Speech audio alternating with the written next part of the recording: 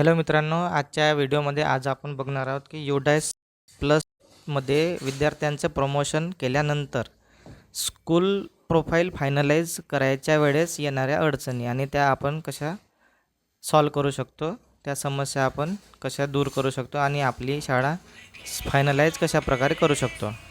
तर सर्वप्रथम काय करायचं की आपला युडायस प्लस हे कोणत्याही एका ब्राउझरमध्ये आपल्याला ओपन करायचं आहे आणि आपल्या शाळेची लॉग इन करायची आहे. जसे मी आता एका शाळेची लॉग इन करत आहोत.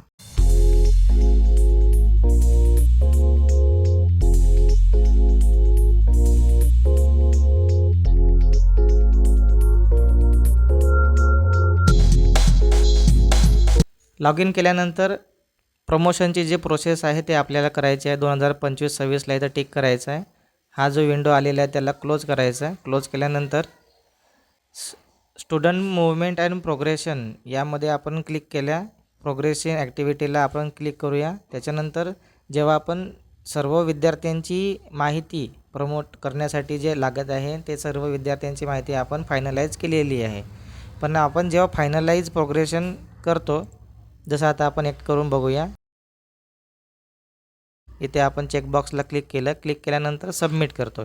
सबमिट केल्यानंतर बघा असा एरर येते की progression process not finalise for all the section. म्हणजे आपण याच्यामध्ये काहीतरी चुकी केलेली आहे. ती चुकी कोणती आहे की कोणकोणत्या शाळेमध्ये काय होते की एकापेक्षा जास्त तुकड्या असतात आणि एखाद्या वर्षी त्या तुकडीमध्ये कोणताच विद्यार्थी नसतो. पण आपण काय करतो की ज्या तुकडीमध्ये सर्व विद्यार्थी असतात तीच तुकडी आपण फायनलाइज केलेली असते. जसं आता या शाळेमध्ये काय होते की 2-2 तुकड्या आहेत. तर यांनी आपण त्यासाठी काय करायचं असते की प्रोग्रेशन समरी सेक्शन वाईज या टॅबमध्ये जायचं आणि आपण एकदा आपण केलेली कार्यवाही पूर्ण झालेली आहे की नाही ते चेक करूया. चेक केल्यानंतर बघा याच्यामध्ये 2-2 सेक्शन दाखवत आहे. जसं पहिल्या वर्गामध्ये ए सेक्शन आहे, बी सेक्शन आहे. यांनी हे सर्व फायनलाइज केलेलं आहे. दुसऱ्या वर्गामध्ये ए सेक्शन आहे, तिसऱ्या वर्गामध्ये एकच सेक्शन आहे तो ए आहे आणि चौथ्या वर्गामध्ये बघा ए आणि बी असे 2 सेक्शन आहेत. पण त्याच्यामध्ये काय दाखवलं आहे की चौथ्या वर्गाचा बी सेक्शन हा पेंडिंग दाखवलेला आहे. म्हणजे आपण हा अजूनही फायनलाइज केलेला नाही.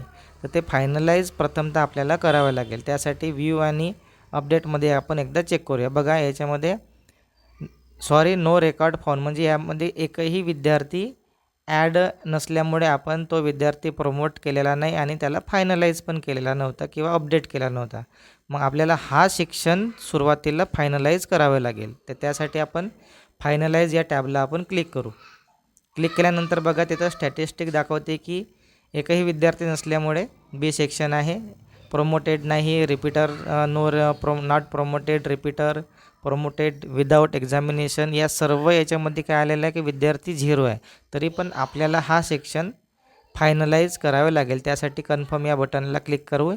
क्लिक केल्यानंतर बघा अशा प्रकारची विंडोज येते आणि सक्सेसफुली कंप्लीटेड असा आलेला आहे. त्याला आपण ओके करूया. ओके केल्यानंतर बघा इथं फायनलाइज हा टॅब गेलेला आहे. पुन्हा बॅक या बटनला आपल्याला क्लिक करायचं आहे. बॅक या बटनला क्लिक केल्यानंतर आता आपण बघूया की शाळा फायनलाइज होते की नाही. फायनलाइज प्रोग्रेशन या टॅबला आपल्याला सुरुवातीला क्लिक करू. क्लिक केल्यानंतर नेहमी आपण जसे करतो की चेकबॉक्सला क्लिक करतो की आपल्याला सर्व टर्म्स अँड कंडिशन मान्य आहेत आणि वरील सर्व माहिती बरोबर आहे. त्यानंतर काय करायचं की सबमिट या बटनला क्लिक करूया. बघा आता झालेलं आहे school progression finalise for the academic year 2024-25, म्हणजे 24-25चं जे प्रोग्रेशन आहे ते फायनलाइज झालेलं आहे. याच्या पहिला हा जो एरर येत होता तो एरर आपण नष्ट केलेला आहे. अशा प्रकारे आपली शाळा येथे फायनलाइज आपण केलेलं आहे आणि आपण ती जी समस्या होती, एरर होता, तो एरर आपण दूर केलेला आहे आणि आपली शाळा या प्रकारे फायनलाइज करता येते. ज्या शाळेमध्ये 2 किंवा 2पेक्षा जास्त सेक्शन असतात त्यांना हा प्रॉब्लेम येत असतो. तो प्रॉब्लेम आपण या प्रकारे दूर करता येते. धन्यवाद. व्हिडिओ आवडल्यास लाईक करा, शेअर करा आणि सबस्क्राईब करा. धन्यवाद मित्रांनो. भेटूया पुढच्या व्हिडिओमध्ये.